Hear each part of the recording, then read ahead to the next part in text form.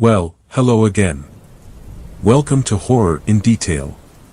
Today we are going to share Wendigo encounter stories. First story. This story was shared by you/AdamRift. I don't think my dog is really a dog. I'm currently hiding in my closet shaking in fear. I'm typing this out on my phone, so I'm sorry if there's a formatting issue or grammar, but I don't really give a fuck right now. In case I don't make an update to this post, please report this to the authorities or anyone, please. I don't know what to fucking do. During April of 2018 I adopted a 5-month-old puppy from the pound. I was lucky enough to get her out of that hell hole and into my loving home. She was a border collie mix and her name was Nellie. I don't know what the fuck happened to her, but what I have now is not my dog. She was a timid little pup when I first took her home. I remember she was inside for at least 5 minutes before she peed on the carpet. I could only laugh and kiss her because I was so happy. She slept in my bed that night, and for many more nights to come. She only weighed maybe 6 or 7 kilograms when I first picked her up. The months that followed were amazing. For the first time since I graduated high school I was over the moon. Every day when I got home from work she would rush to greet me with her lead dangling from her mouth, her tail wagging wildly. She absolutely loved to grab the newspaper from the mailbox with me. She was also an awesome chick magnet, but that's besides the point. She loved my neighbor, a nice man named Paul whose wife had recently passed away from breast cancer. He was an older gentleman, well into his 50s, but never looked a day over 40. He liked to throw a barbecue for the few neighbors we had in our little rural community. He always made an effort, so we all returned the favor with bringing food and beer. Things began to change in December of 2018. In the early hours of the morning on the 5th, I believe, Nellie woke me up. I grabbed my glasses from the bedside table and flicked on the lamp. She was stood about a meter from the door, pointing right at it. I could hear a low growl emanating from her. Curious, I got out of bed and opened the door. To her surprise, there was nothing there. I thought that would have been the end of it. A few more days pass, and on the 9th it happened again, early hours of the morning, and pointing at the door. This continued for the next week. I believe this is when Nellie disappeared. At about 2 a.m. on the 21st, Nellie woke me up and wanted to go outside. She would do this once every few weeks, so it was nothing out of the ordinary. She would wake me up by licking my face and then sulk and lay down in front of the door if I wouldn't get up. Behind my backyard is a forest that extends for miles. Sometimes Nellie liked to hunt down rabbits and possums when we would go for a walk through the woods. When I let her out that night, she walked to about 5 meters before the tree line. I watched her pee and she started her way back to the house. This is when things didn't go exactly as planned. She must have heard something because she whipped around and pointed at the trees and growled. I thought it might have been a rabbit, but thinking back on it now, it was probably something much worse.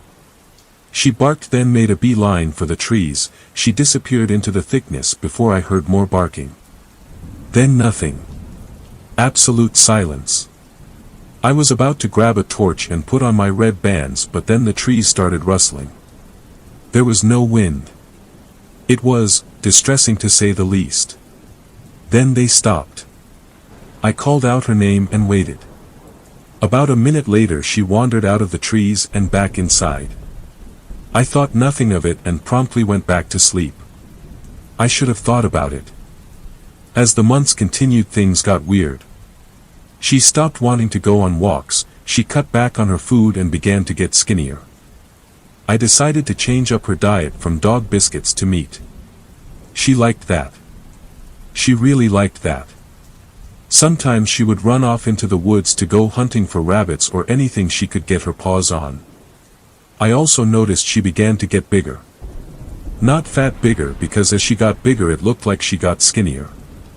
Then she stopped playing with her toys. That weirded me out the most because her beloved squeaky duck toy I got for her the day she came home was always with her inside the house. Now it lay gathering dust in the corner of my room.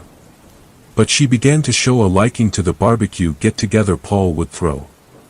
A little too much. Honestly, that should have been a warning sign. That day was the 26th of February, 2019. In the following weeks, people unfortunately died. It was small to begin with, that makes it sound better than it was. Old people died first. As sad as it sounded, we all thought it was because of old age. Then we got the details. Horrific details. They were murders, violent and bloody murders. We were absolutely shit scared then. Paul and I started communicating a lot more than we used to, a text every hour or so just to check in, or maybe a phone call or a two. He told me I should keep the key for my gun safe in the lock in case of an emergency. I listened. I listened because I trusted him. I listened because he was one of my only friends. This brings us to tonight, the 24th of March. I awoke to the sound of gunfire.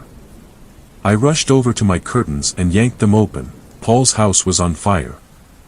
I immediately rushed to put on some thick clothes and grabbed a flashlight and my phone ready to dial 111 for a fire truck. At the time I didn't even notice my bedroom door was open when I clearly remember closing before I went to bed that night, nor did I notice Nellie was missing. I yanked open my back door and I froze. It was illuminated by the bright fire of Paul's home. It stood on its hind legs, tall and lanky. Completely black with white highlights over its body. The eyes were almost a glowing red. Its claws were massive, and sadly one set was clearly protruding through Paul's chest. I actually don't know. It felt like so long ago even though it was only an hour ago. I couldn't feel a thing. I couldn't even feel the flashlight slip through my fingers and land heavily on the concrete ground of my back patio. I instantly realized my mistake and I saw it look at me. It looked me deep in the eye and I saw her. Her. My sweet girl. My Nellie. Or more rather, what was pretending to be Nellie. It dropped Paul to the ground and terrifyingly reared its head into the air and howled deeply. It sounded like a mix between the sound of absolute pain and what I could only describe as Lupin's howl from Prisoner of Azkaban. That was the only motivation I needed to run. I hauled ass into my bedroom and dived into my closet and shut the door. I covered myself in dirty washing and stayed still. It felt like I laid there for a few million years. It walked, or skulked more rather, into my room. I heard its claws clatter across the hardwood floor before stopping. I couldn't see a fucking thing, but I heard it howl once again before it sounded like it tore my bed to fucking bits. I heard glass smash and hard objects collide with the walls. Then nothing. Complete silence once again before I heard I skulk off and leave the house. Probably to finish eating my friend. It's now 7 a.m. I can hear sirens outside but I'm too afraid to leave lest that thing is waiting for me on the other side of the door. The inky thing I could do for the last few hours was type this out and do research. But it didn't make sense. I googled everything I remembered about that thing. I got a result that I'm fairly certain is what it is. It didn't make fucking sense. I read pages upon pages of this fucking thing, looked at artwork, folklore. Everything. It doesn't make sense. The research says the location of the creature is found in the United States, usually on Native American land. So what in the living is a goddamn Wendigo doing in rural New Zealand? Second story. This story was shared by you/Darkraven. I found a phone in the woods, and this is what was on it. Alright, first off, this isn't my story. I found a phone out in the woods near my house.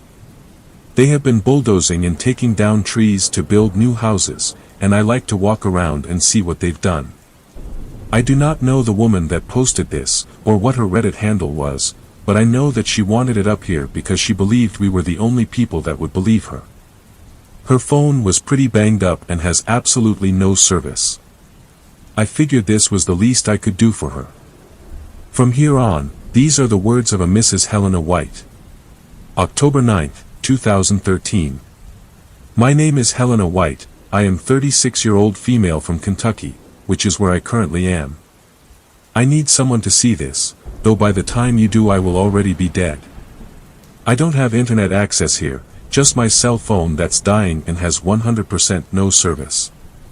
I have scheduled this to upload to Reddit, where people actually believe the weird things we all have to say to each other, if anyone ever finds it. Everyone there has an open mind and can at least know the truth. I have also scheduled one to go to the police station, but they will never find me. The best they can do is give my family the news. I feel terrible for my mother, that she will never know what happened, never have a body to bury, never have closure. No one I know will, but at least they will know that I am gone. It's better this way, believe me. If they knew the truth they would never sleep again, and no doubt they would hunt for me. Again, though, they will never find me. I will be dead, just not gone. I know you all on Reddit have heard some seriously crazy shit. I mean, I read about the girl that found that weird creature/house thing in the woods right here in Kentucky a couple of months ago, and I've seen people talk about everything from zombies and ghouls to ghosts and vampires. If there is anywhere that will listen and know my story is true, it is here with you guys. I should explain. My husband Jeff and I headed out into the wilderness. I probably shouldn't say exactly where, because I really don't want this to happen to someone else. It's better to let it stay here with Jeff and me. But it is a very beautiful and remote patch of forest that extends for many miles. It is a very large place and does see visitors ever so often, but the seclusion of it is one thing Jeff and I both love. We had been planning this trip for months and were seriously excited that it was finally time to go. We had everything you can imagine for camping for a full 2 weeks out here in the beautiful wilderness: rain-proof tent, dishes, cookware, food, water. We were ready for roasting marshmallows and hot dogs over the open fire, hiking and admiring the beauty all around us. Yes, I am aware that this makes me seem like a hippie, and maybe I am a little bit, but I really love the outdoors, especially the woods. Anyway, Jeff and I had planned this right down to every last detail and were ready for the perfect, tranquil and rejuvenating camping trip. That isn't what we got, though. 2 days in we got caught in a huge thunderstorm and had to hunker down inside our tent while the wind and rain beat so loudly against the sides and top of our little rainproof tent that we thought we might be blown away. Just as quickly as it came, it was over and the sun started shining again. If you've ever lived in or visited Kentucky for any amount of time, you know what I mean when I say that this was seriously just typical Kentucky weather. It's kind of our thing, I guess. 1 minute blaring storm, next, sunshine and birds singing. After that nice little downpour, every bit of our gathered firewood was soaked and they weren't drying up anytime soon. Jeff went to find more wood and I decided to stay behind and clean out the fire pit, so it would actually burn the wood Jeff brought back. It was starting to get dark and if we didn't have a fire we would be cold and unprotected. I had gotten it suitably ready when Jeff came flying out of the ever-darkening woods. He did not have any firewood.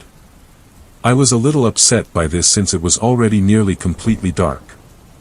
Jeff, what the is all I was able to get out before Jeff was at me, throwing one arm around me and one over my mouth. I was terrified at this point. What was this? Why was he doing this to me? But I could hear him mumbling, oh fuck, fuck, fuck, fuck. Please pardon my language, but he was mumbling that over and over in my ear. I knew what that meant too. It was bad and about to get worse.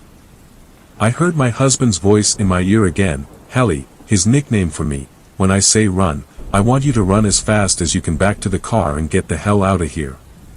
Okay. I was terrified at this point. What the hell had he seen, and was it coming for him? I moved his hand off my mouth and stated, I'm not just going to run off and leave you, Jeff, and you know that. I have seen my husband scared only once in the 15 years I've known him. It was right after his father had a heart attack and they didn't think he was going to make it. Jeff and his brother Dean paced the floor back and forth. Once I went to stop Jeff, to try to comfort him, but when I caught his eye, my heart broke. I grabbed him and held on as tightly as I could until his silent sobbing finally subsided. The look I saw when I caught his eye this time was so much worse than the last one. He was terrified of losing his father, but this was like he had reached a new level of fear. Before I could ask him anything else, we heard this god-awful roar. I mean, this thing could have shaken houses. It was the most terrifying and unexplainable sound I have ever heard.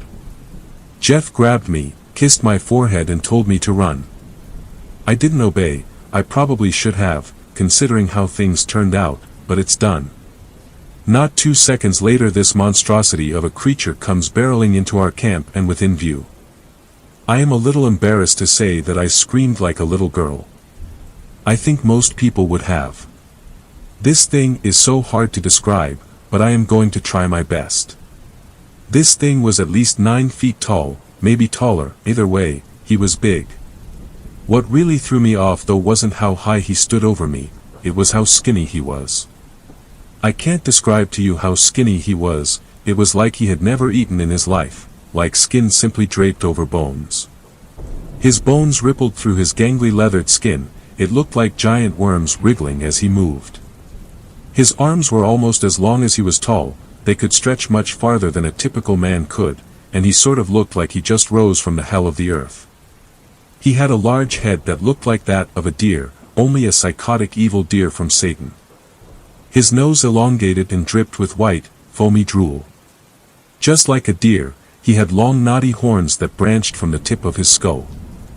That leathery-looking skin was grayed and patchy with what appeared to have been hair at one time, with his hands and feet sprouting out what looked like weeds, like a big pile of hay had been stuffed up his sleeves. If he had had any, I might have been more relieved.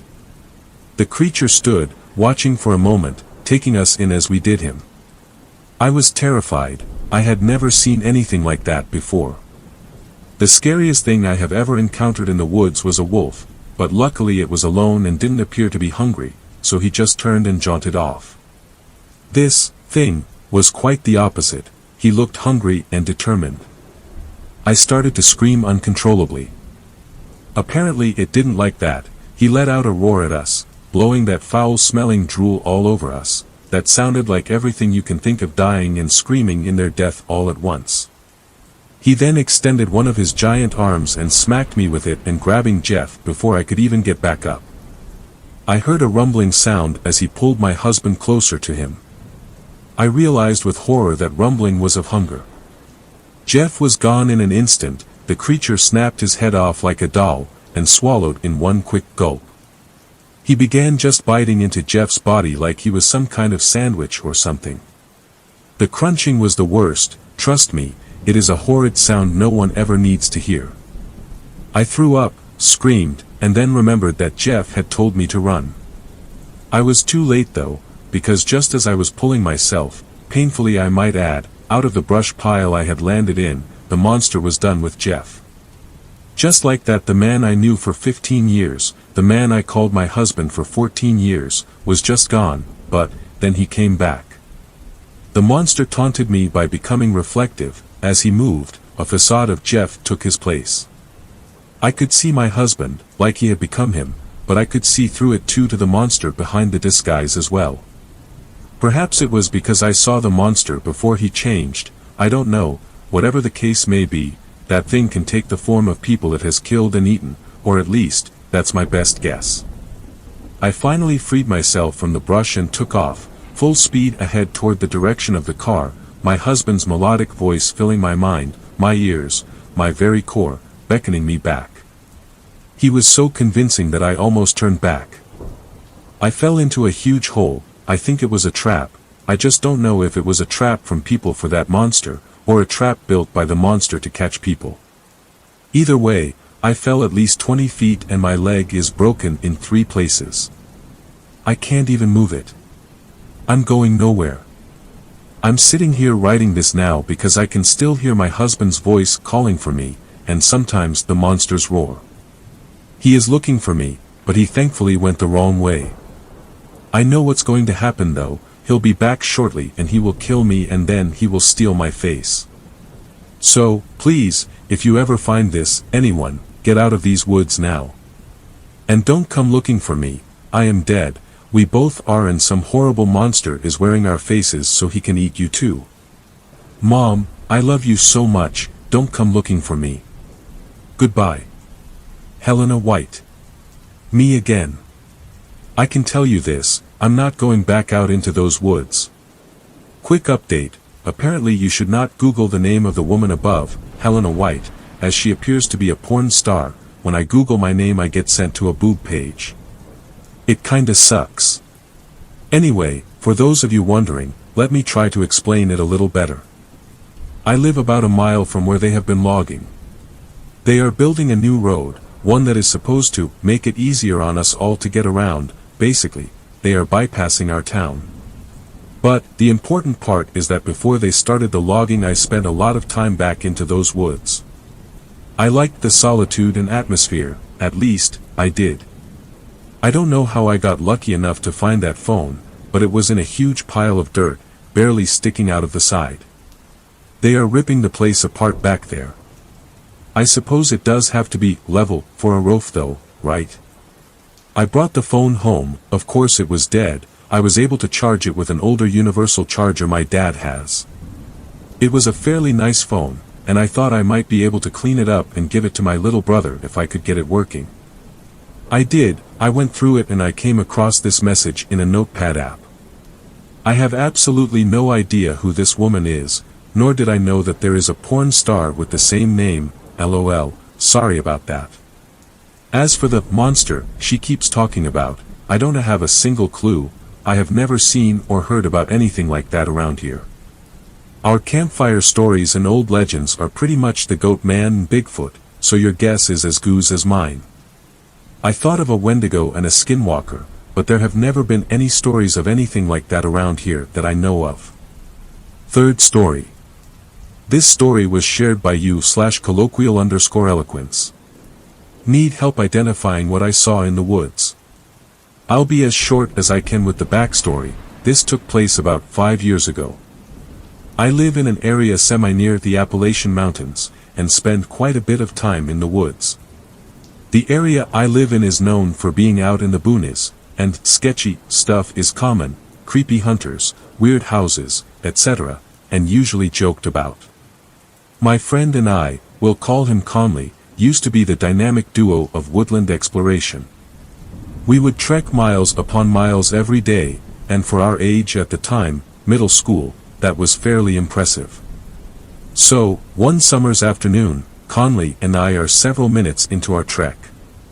The plan was to hike to a beautiful cow pasture and feed the cows. We're walking through a pretty dense part of the woods, ferns, ivy, big trees. From what I can remember, we were oddly quiet. There was something off about the ambience of the woods. Birds and bugs usually have a certain rhythm, they call and respond. It was almost like some of the animals were afraid to respond. This lack of communication on the animals' behalf made us uneasy, but we both continued to walk. To this day, I have never heard nature go out of beat like that. It's like when you're having a confidential conversation and someone walks by that shouldn't be hearing it and you have to make up a decoy conversation. People pick up on it. It's easy to tell when communication doesn't have a rhythm. So, we are walking, ignoring the odd calls and chirps, and suddenly from directly above us, a large branch snaps.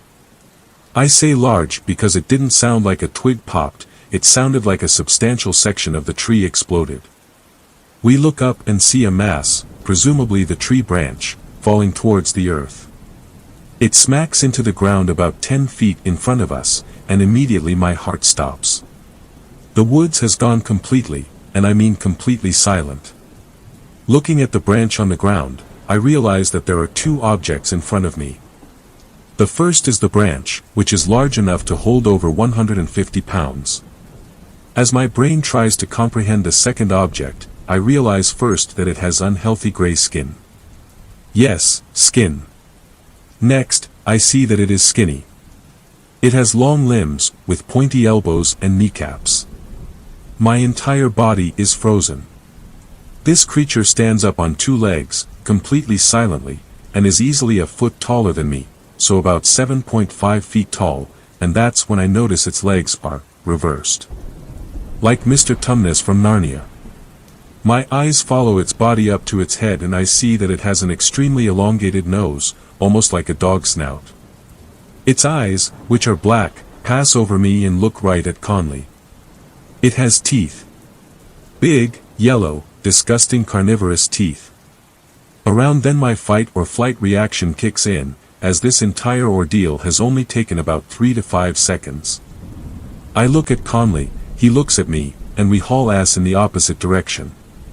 I'm positive it's chasing us, I can hear movement behind me. I imagine it running on 2 legs, and I think to myself, it's going to eat me, it's definitely going to eat me. After a few minutes of sprinting and pondering death, we approach his house. We were sure we had lost the creature. The sounds of the woods came back, this time everything had a natural rhythm. In between heavy breaths we say, "Dude, what the hell was that?" Conley is pale, and I guess I am too. He says, "It looked like Professor Lupin as a werewolf from Harry Potter, right? You saw that too, right?" There was no doubt I saw it too, and the scary part was that his description was accurate, especially the skin color and overall starved look it had. So, no sleep community, help me out here. Is it a skinwalker? Some kind of goat man? I've done lots of research trying to find answers, but I figured I'd come to guys for advice. I can barely go into that section of the woods, and if I do, I'm very uncomfortable and always looking into the trees. The thing that throws me off is that it stood up silently, but I could hear it running behind us. 4th story. This story was shared by you/LucyBoo_22. The Wendigo that didn't leave me alone. I honestly don't know where to start or if I'm ready to be posting this story of mine. But hopefully it'll help. I know you won't believe me, and honestly I won't even blame you guys. It still doesn't make sense in my own head. I've heard stories about unknown creatures in woods but never thought I'd encounter one myself, you know. I posted another story about some creepy old people that I had encountered in the woods, but that's nothing. This makes a good horror story for people, but it eats me every day. But here we go. I love to go hiking. I go with my 3-year-old German Shepherd, and let her go unleashed since we like to go to secluded places. Now I have been hiking all over Utah mountains, and wanted a new hike that wasn't too far from me. I have an app that tells me about hikes near me, if it is a hard hike, reviews, and if it's dog-friendly. Now I was scrolling through all trail looking for possibly something new, but I wasn't too hopeful. But to my delight, there was something new.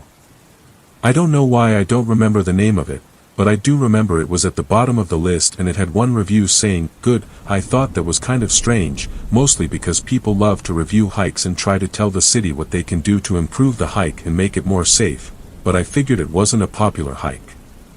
So the next day Kyrie and I packed up our stuff and went up towards the hike. I always carry first aid kit, extra food, a knife and just emergency stuff in case I get lost. It's important to mention now that Kyrie eats a raw diet. Meaning she eats raw meat not cooked, and since we were going so early in the morning I thought I could bring some with us. I put it in her blue backpack I make her wear and decided when it was getting warmer we would stop to eat. Where I live, there's a long drive through the canyon and many roads going towards the hike you'd like to go on. This one was a little further than I'm used to, but I didn't care, it was new and I was excited, so was Kyrie. She cries in the car until we get there. Now I was following the directions on my phone and saw that it had led me towards a thin road that was hidden. No wonder I haven't heard of this place, it was hidden and far up the mountain. The road only fit one car, so the whole time I was so anxious that another car would come down, and how I would handle that, but there never was. I never saw another car. When I got to the parking lot, if I could call it that, I noticed there was only space for like 3 cars. All in a tight space. It was small, so I decided to park my car with the front facing towards the road. I thought maybe it was private property, checked the app, but it didn't say anything about private property. I shrugged it off, got Kyrie out, prepared us and saw the trail. Now even though I knew there wasn't anyone parked there, I kept Kyrie on a leash. I didn't know if there were bikers along the trail, but after 30 minutes or so I didn't see anyone. I decided to let her off leash. It was a steep hike for the first half, but it was beautiful. We were deep in the woods, and I felt at peace. I used to wear headphones when I hiked but didn't anymore, so I was enjoying the natural sounds of the forest. It was still early in the morning, so I wore a light jacket and decided when it got warmer I'd give Kyrie her breakfast. Now before you start to hate, I know bringing Kyrie's raw meat was absolutely stupid and ignorant of me. I had never seen a bear or wolf or anything, so I got cocky and just thought it was okay. I learned my lesson the bad day, so no need to tell me I was dumb. But honestly, I wouldn't blame you if you commented that. Now here is where we begin the bad part of this story. The trail finally stopped being steep and sort of an easy hike from here. When you got to the top, you could see through the trees a beautiful open meadow. On the other side of it, you can hear a river and a waterfall. The trail went around the meadow. The meadow was absolutely beautiful with the mountains in the background, the sound of the water. This hike was almost the most beautiful one I had ever been to.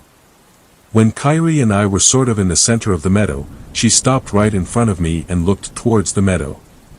Kyrie always walked ahead of me, and when she stopped I stopped since I trusted her judgment. Before I could look, the smell hit me first. You know, the typical rotting smell, but oh my God. Words cannot explain how bad it stank. It burned my nose, and started to make me tear up. I put my shirt over my nose, feeling nauseous, and looked over to where Kyrie was looking. In the middle of the meadow was a deer. Now I've only seen does but never a male deer in person. But his antlers were huge. Have you ever seen Princess Mononoke? When he sees the deer spirit walking across the water, and how big his antlers were. Almost like that. The beauty of the deer was amazing, but not enough to take away the disgusting smell that was making me sick. The deer was looking towards the mountains and away from me. I thought maybe Kyrie's food was going bad. I checked that and it seemed fine. When I looked up again, the deer was looking towards our direction. I noticed that Kyrie's hackles went up at that. She started to cry nervously. Now I've heard of Wendigos and skinwalkers. I am Native American. It is common for these creatures to be in our childhood stories. That, and also listening to scary stories on YouTube. Now when Kyrie did that, I got a bad feeling in my stomach despite the sickness. It was a Wendigo and I knew that. Now I didn't know what to do. These creatures were only a part of my stories to make me go to bed, not to instructions of what to do. Plus my grandmother was the one with the stories and passed away. She was the one with the experience, not my mom or anyone else. I glanced at Kyrie again when she cried, and looked back towards the creature. It started to stand on its hind legs. Holy hell, it was fucking tall, and it faced my direction. It started to walk towards me. I was going to run until I heard in my head, I am the one of this land. Suddenly it started to run towards me, full speed. I screamed, called Kyrie and started to run. Kyrie was following behind me. I started to cry as I was running since I could hear it catch up to me. It was loud. It was destroying everything it came in contact with to get to me. The adrenaline running through me was making me just focus on running. I didn't know where to go, I just ran. The trail suddenly got smaller and bushes with thorns started to appear, but I didn't feel them as they cut my arms. As I heard it got closer, it suddenly went to the left as I ran straight. I somehow had the balls to look back to see it was gone, but also Kyrie.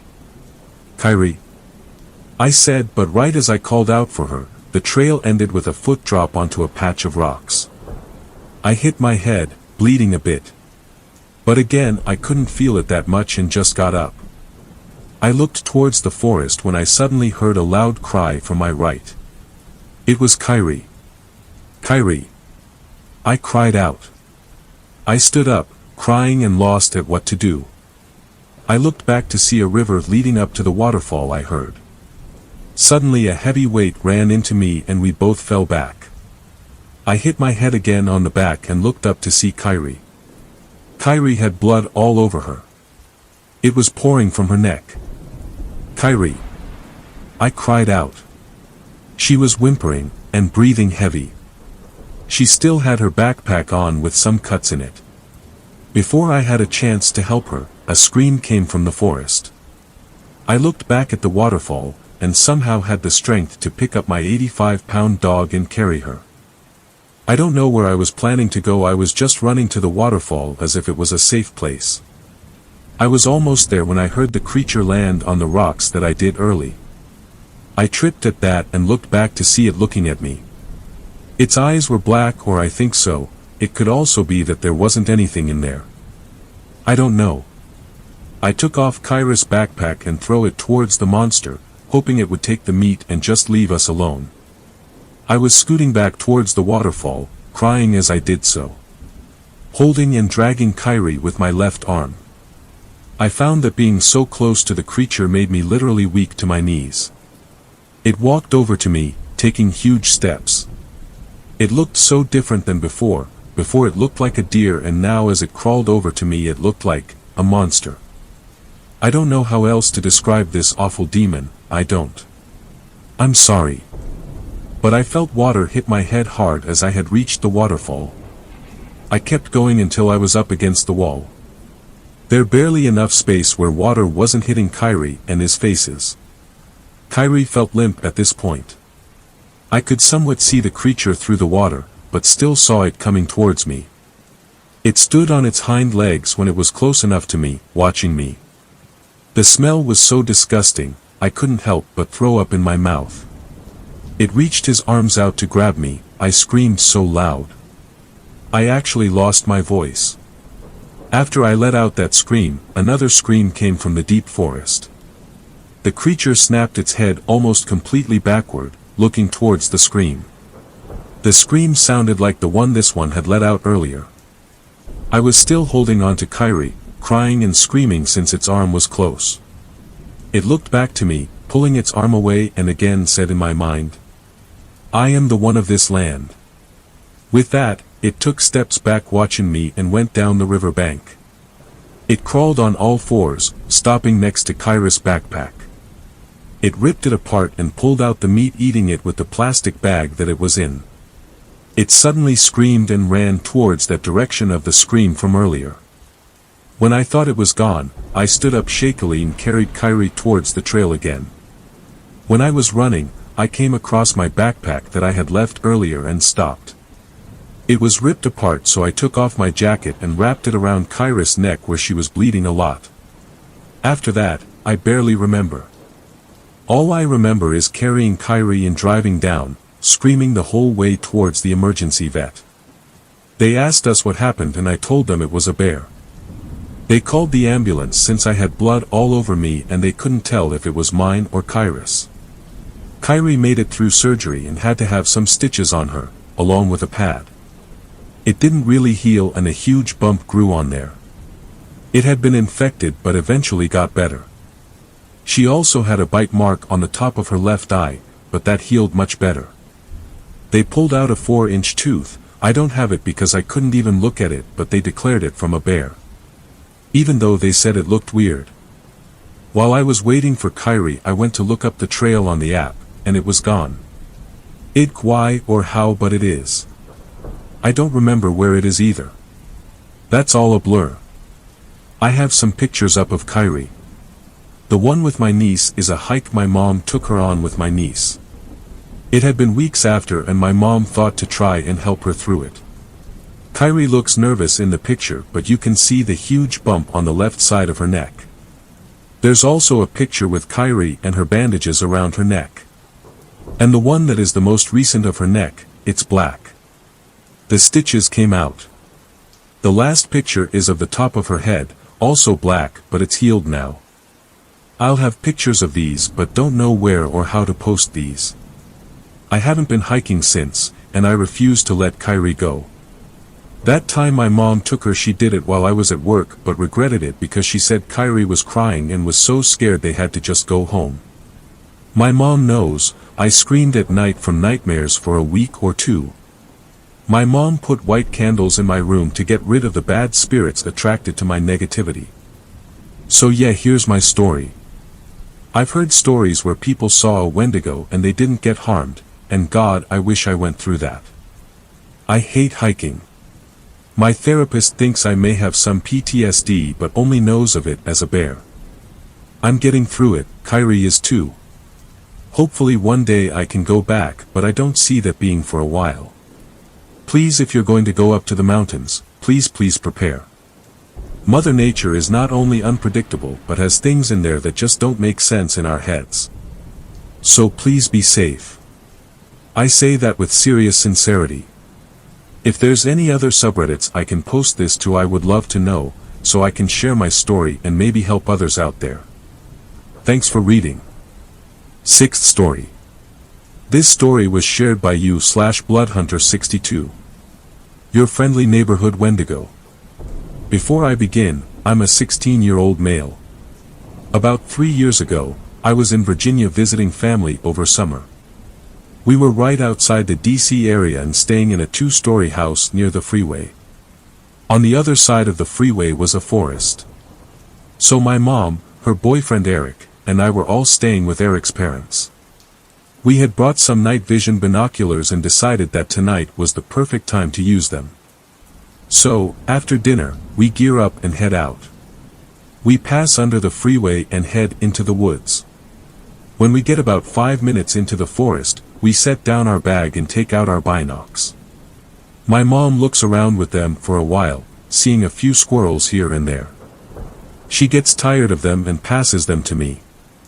I look around for a while, being careful not to look at the freeway for fear of being blinded. I spot something behind a tree about 50 feet to our left. I concentrate on it, trying to figure out what it is. It looks like a pale, bald anorexic man looking straight at us from behind the tree. I get a bit uneasy, but I'm hesitant to believe it's really there. I ask Eric to take a look, just in case. To my despair, he sees it too. He describes it much the same way I did. Now, Eric is a former amateur boxer and I train MMA almost every day, but neither one of us wants to stick around with that thing. We start heading back to the house, crossing under the freeway. We take another look behind us as a car comes by. All three of us see glowing eyes lit up by the headlights on the other side of the freeway. We say fuck that and head back to the house. When we get back, Eric's parents are asleep and my mom and Eric go upstairs to the guest room. There's only one guest room, so I have the couch downstairs. I'm a little too excited after seeing the thing in the woods, so I end up staying up all night. Around 3 a.m., I'm watching TV and start hearing footsteps above me. I immediately remember our earlier encounter and panic a little. I try to calm down and tell myself it's just one of the dogs or maybe someone who couldn't sleep. I keep hearing the footsteps for a while, until I hear a doorknob jiggle. I find it weird that they're trying to open a locked door, but try to ignore it. They stop, walk around for a few more minutes, and then it's quiet again. I stay up until the sun starts coming up and then pass out. My mom wakes me up and I remember the footsteps from the night before. I describe what happened and ask if one of them got up at any time. She says no and I think it must have been one of the dogs. That is, until she tells me the room above me is the office. No one was in the office and the door stays locked at night. My heart sinks as I piece it all together. I don't know if it was that thing for sure, but I think it was. I've done a lot of research since then, trying to figure out what that thing was that night. I found 2 creatures that seemed to match it. I think it was either a skinwalker or Wendigo. Whichever one it was, I'm just thankful that door was locked. I know I wouldn't be able to fight that thing no matter how tough I am. 7th story. This story was shared by you/Retsmage6. Message from a Wendigo. I have been trapped here for too long. I can never forget the day I was taken. It was the dead of night. I had just killed my prey, a woman who had been foolish enough to wander into my home. I remember how happy I was that day, that I did not have to hunt, instead the food brought itself to me. If only I had known then, that my delight would soon turn into terror. The men came into my home and overpowered me. There were 3 of them. They were large, much larger than the normal men I hunted. Perhaps in different circumstances, would have killed and consumed them. But I was injured at the time. Not a grave injury, but it impeded me still. I had received the wound a week before, from a particularly resilient man. He had beat at my foot with a rock, damaging my ankle, even as I straddled his chest, tearing his throat open. Looking back, I still find myself appreciating the man's sheer will. But I appreciated his flesh much more. Even without the injury, the men would have been difficult to conquer. As I said, they were large, but not only that. They were carrying strange metal poles. They were warriors of some kind. The poles fired darts that struck me and made me drowsy. The men threw me into a metal carriage that moved by means I knew not, and still do not know. It was within this carriage I lost consciousness. I awoke, I know not when, in a metal cage. I was still in a slight daze. There were men all around, all just as large as the three who had attacked me. Initially, I was ecstatic. I was surrounded by food, and I did not see any of the men who had taken me. These ones did not have any metal poles, so they were easy prey. But when I attempted to escape, I found myself unable to damage the cage in any way. I shrieked and roared, and bashed at the cage. The men flinched in fear, and some pulled smaller metal objects from pouches at their hips. I drew myself to my full height, still towering above the men, despite them being larger than the ones I was accustomed to. I felt something hit me in my back, and I turned my head to see another dart had struck me. One of the men who had taken me had been behind me the whole time, on the other side of the cage, and he had fired another dart at me. Once again, I fell unconscious. When I awoke again, I was in a room. It was larger than the cage I had previously been, 10 paces wide and double across. But, this one did not offer the commodity of being able to see out of it. The walls were hard stone, and the door a harder metal. I tried to break out for hours, but I could not. I laid upon the ground, only thinking of my hunger. I was utterly ravenous. Whether it was morning, noon, or night, I had no way of knowing. All I knew was how famished I was. Even if only one day had passed since I had last eaten, it still would have been one day too many without food. My capture was, regrettably, my fault and mine alone. I had grown complacent. I was situated in a location with much prey, and I stayed for too long. I have lived for hundreds of years, and I have hunted in many places. I have preyed upon men of every color and creed. I have always hidden my tracks, and never stayed in one place for too long. But I was lulled into a false sense of security. My home, a deep cavern, was one I thought no man would find me in. I should have fled when that woman entered my home. If she could find her way in, of course warriors could. I curse my foolishness, but I must look forward. The past cannot be undone.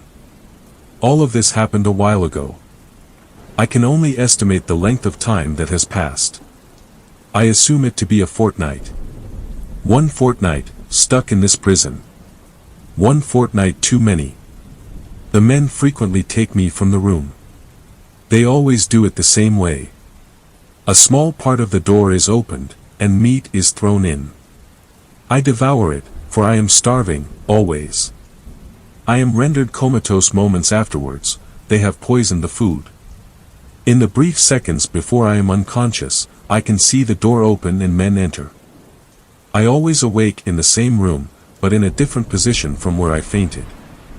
I know the men are taking me somewhere and returning me. I know not where they are taking me, nor what they are doing to me. The only way to avoid this would be not to eat the meat, and that is no option at all. My hunger will not allow it. Sometimes, the men try to speak to me. I can speak their simple language, of course. But I say nothing to them. I have no interest in doing so. Most of the time, the men leave me be. Sometimes, if I roar and bellow and strike at the walls too much, 5 men will enter the room, and hit me with darts. I have attempted to attack them, but their strength is shocking. I have grown weak since I arrived here. The men wrapped my injured foot in something. I am unsure of what it is, or what nefarious purpose it serves. I live in fear. I fear man. Man, whom I have preyed upon since I was created by the Great Spirit. Man, who have feared me, and indeed feared all Wendigos, now have made me feel fear. I fear their metal poles. I fear their size. I do not know why these ones are so big. A different tribe, perhaps. I am ashamed of myself for feeling this way. It is as if I am their pet. I often wonder where they get the meat from. It is man meat, without a doubt. They tried to feed me other things, but I can only consume man meat. These men must kill and butcher their own kind to get it. Perhaps they consume other men as well. I shudder at the depravity of it. The thought of killing, or even worse, consuming my own kind, other Wendigos, makes me sick. I don't know what the people will do to me. I have heard a story of a Wendigo that was slaughtered by men. They chopped off his legs, then later cut him to small pieces. I imagine they will do something similar to me. Today, when I awoke, I found paper in my room. So, I write this message. I write it in my native tongue, which only Wendigos know, and is simply nonsensical gibberish to humans. I have no way of knowing where this message will go, but it is my only option.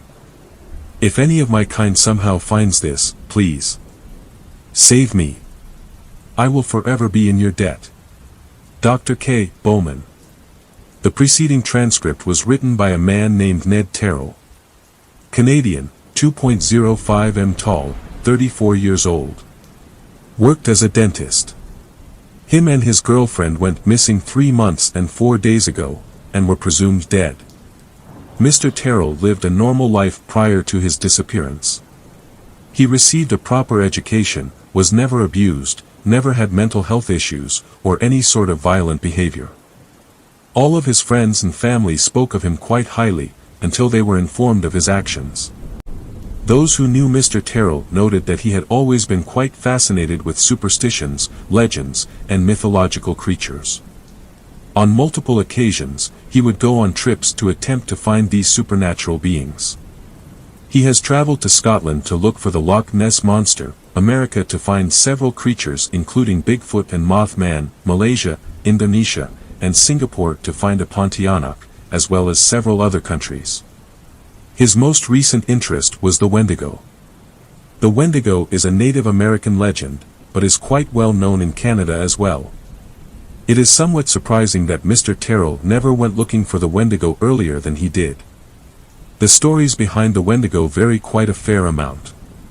It is typically said to be a spirit that possesses humans and drives them to cannibalism, but it's also said to be its own individual creature which consumes human beings. Some sources also say that humans who resort to cannibalism to survive turn into Wendigos. Wendigos, despite often being depicted as anthropomorphic deer-like creatures, are actually traditionally described as giant humanoids that smell extremely foul, and can cause a chill, and in some iterations, a blizzard, wherever they go. Mr. Terrell went looking for the Wendigo on April the 6th. He went with his girlfriend, Iris Hall, 31. They went to Ontario, and explored deep into a forest that will remain unnamed.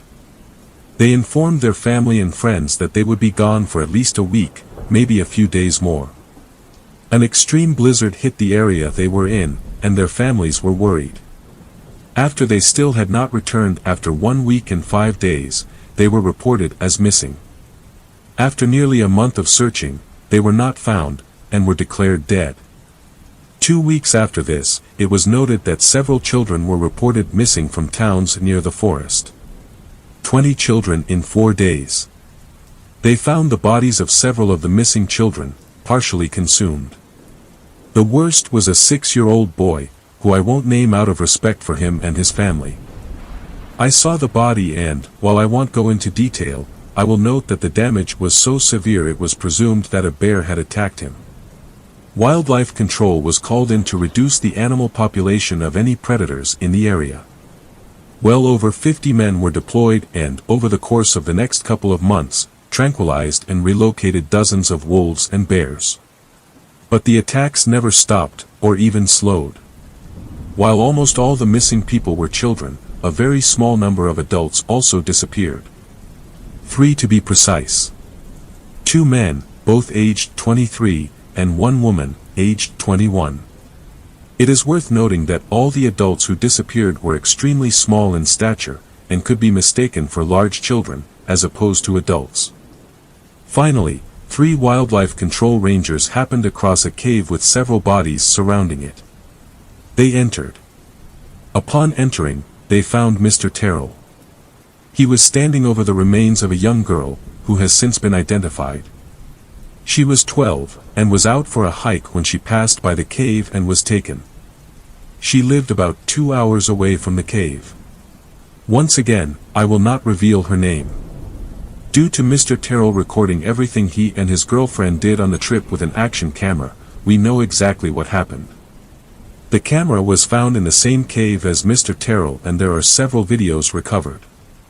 The severely decomposed body of Iris Hall was also found.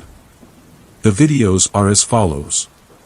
Videos 1 to 13, all are simply videos of Terrell and Hall exploring the wilderness. They come across as very likable, good-natured, and simply looking for fun. They kiss a lot, laugh a lot, and really love one another. In videos 8, 9, and 12, they speak about marriage and children. Video 14, after about a week of exploring, Terrell and Hall are ready to head back to civilization. Unfortunately, one of the worst blizzards in history occurred on that day. It would last for several weeks. Weather reports cite the temperature as dropping to 33 degrees Celsius. They took shelter in a cave. They are still extremely upbeat, and perfectly composed. They had camping equipment, and still had enough supplies for another few days. They make a few jokes, set up a small camp slightly far away from the mouth of the cave, then turn the camera off. Video 15, a video of Terrell and Hall exploring the cave. It is quite large. Terrell mentions the Wendigo, and says it might be in there with them.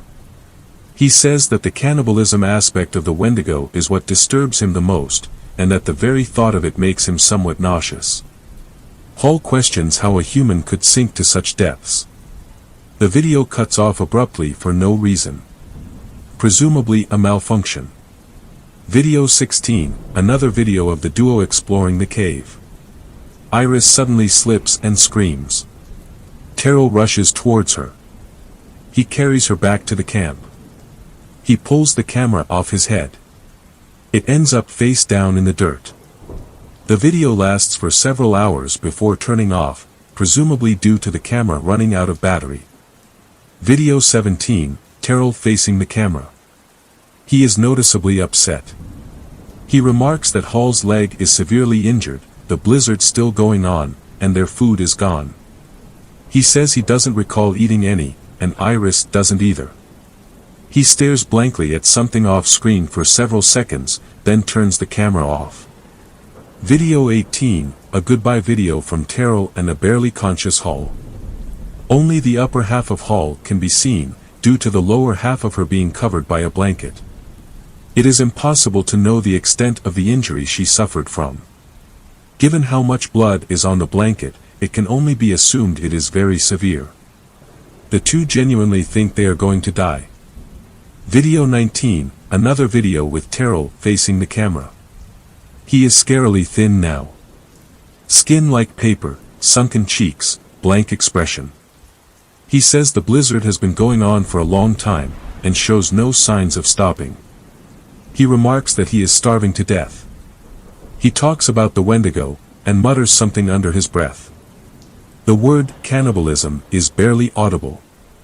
Once again, he looks at something off camera. He turns the video off.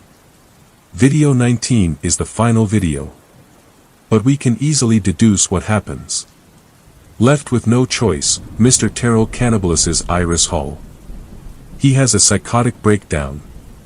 He cannot live with being a cannibal, and to save himself, convinces himself that he is not a cannibal, he is a Wendigo, and eating humans is simply something he must do. The blizzard ends approximately 6 hours after this. Terrell begins his murder spree. I would now like to cross-reference the story Mr. Terrell wrote with facts that actually occurred. The note was written in French, Mr. Terrell's first language. Firstly, he calls the people he killed, men and women, despite them all being children. He also said that the men who took him were much larger than the ones he normally hunted. Of course, this is due to the former being adults. He may have done this to lessen his guilt. He hunted exclusively children due to how easy they are to capture. Upon finding Mr. Terrell, the Rangers panicked and tranquilized Mr. Terrell. Despite being injected with enough tranquilizer to kill an average male, he survived. They threw him into a truck meant for animals, and immediately drove to the nearest police station. He was placed in a holding cell. When he awoke, he attacked the bars of the cell. One wildlife control ranger was still present to give a statement to the police. He still had his tranq rifle with him, and shot Mr. Terrell yet again, due to the panic he was in. He was not charged for anything, as it was a rather understandable reaction. After the holding cell, Mr. Terrell was later transferred directly to our mental facility, and is currently locked in a room just down the hall. The process of getting him in here was a little scuffed, but we made it happen. We had to. He is without a doubt the most dangerous patient I've ever seen, but also the most fascinating. We feed him exclusively pork, as he spits out anything else we give him. I find it rather interesting that Mr. Terrell called the tranq rifles metal poles, and the truck a metal carriage. Without a doubt he knows what guns and trucks are. He seems to feign ignorance about many things. For instance, not knowing how much time has passed. There is a clock in his room. This shows how far his delusion goes. He has convinced himself that he knows nothing about human technology. Why would he? He's a Wendigo. He also said that he had a foot injury from being hit with a rock. While he did have a hairline fracture, it was nothing major. We gave him a cast. He doesn't seem very fond of it. We do frequently remove Mr. Terrell from his room, but only so we can clean him. He won't do it himself, even though his room has a bathroom. Not to mention, we have to treat his infections and injuries. Living in a cave and eating people for a couple of months is not good for you. As for the sheet of paper he wrote on, I had it placed in his room today. Why?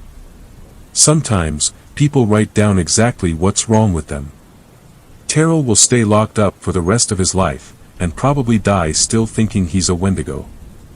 Nothing anyone has said or done can convince him otherwise. Myself, other doctors, and his friends and family. At least, the few friends and family still willing to see him. Terrell doesn't respond to anything we say. He's pretending not to understand us. We have come to the end of the story of Ned Terrell. Well, maybe not quite. He's already turned into an urban legend, and someday someone will probably make one of those serial killer documentaries about him, and after that a horror movie that'll say, based on true events. It'll probably be called The Canadian Cannibal, or something equally as tasteless. Another thing, Terrell is not entirely unique. Wendigo psychosis, a condition which causes humans to resort to cannibalism, has been observed before. To my knowledge, however, no case of it has ever been officially studied. I believe Terrell will be the first. Although we should probably rename the ailment to Terrell's disorder, or something along those lines. He is simply an insane man, that is all. Certainly not possessed by an evil spirit of any kind. I mean, come on. Wendigos. There's no such thing. Now if you'll excuse me, I must shut my windows. The temperature just took an absolute dive. It's rather chilly now. I think there's a blizzard coming in. Thanks a lot for watching the video till the end. Subscribe to our channel Horror in Detail. Drop your opinions/suggestions in the comments section, and like the video as it helps with the YouTube algorithm.